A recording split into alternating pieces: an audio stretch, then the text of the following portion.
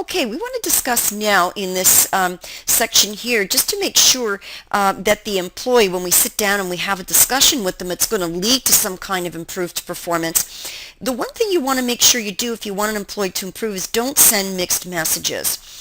So, in other words, don't call an employee into your office to have an appraisal discussion or to point out where performance is lacking and then say, something like, well, maybe it's not totally your fault. Maybe certain things happened. Maybe it's not that important that we deal with it now. Because the employee's going to think, well, you're pulling me in here to talk about substandard performance or where I'm not making the grade.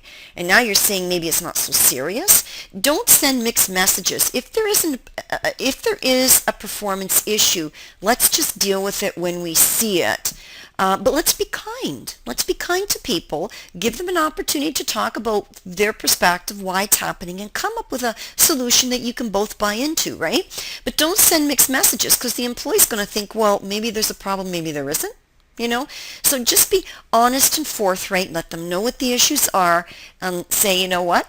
I want to make sure that we both sit down and talk about it, hear both sides of the story so we can come up with a solution. And again, when you do come up with a solution that the employee agrees to, make sure you give them a reasonable amount of time to improve their performance, right? Don't say you expect an improvement by the end of the week. I mean, that's not probably going to happen. So ask the employee. How long? Is it going to take a month? Is it going to take 2 months for us to see some improvement? Like, what do you think? And if you think it should take, 3 weeks, and the employee thinks it should take 3 months, maybe you need to negotiate that because you're not going to wait 3 months and the employee may feel uncomfortable doing it in 3 weeks, right? So it really depends on what the issue is, but make sure that you do leave a reasonable amount of time for improvement and provide support to facilitate improvement. So offer your services, offer support. Say, you know what, if you're having an issue and I'm not around, maybe you can go to this person, or if I am around, please come to me. I want to be helpful. I want to make sure that you succeed. So those are things that you want to make sure that you say and that you take into account when you're trying to help an employee improve their performance. We talked earlier in this previous one about making sure that you explain the role of warnings in the process of establishing just cause. So, in other words, we don't want to tell people, hey, we might be setting you up to fire you, so we're going to discuss our discipline process with you. But you do want to do this or look at this when you've had an employee in your office for the third time about the same problem, right? I mean, you do have to start giving them a warning or saying, this has gone on long enough. We need to get improved performance by this specific date. And if we don't, here's our disciplinary process, right? So here in this next slide, we're going to talk a little bit about that disciplinary process or that written warning process. The whole purpose of it is really to give the employee what I call a wake-up call, to shake them out of their bad habits and to make sure that they know, hey, we've had this discussion on poor performance before.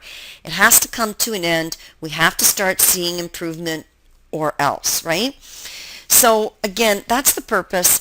And really, the other thing is, if a manager has come to this conclusion that there's maybe not much of an opportunity left, but to give an employee a written warning and to put them on notice that they could be terminated as a result of performance not improving, you need to make sure that you've got written warnings and that you've talked to the employee about the discipline and the written warning process.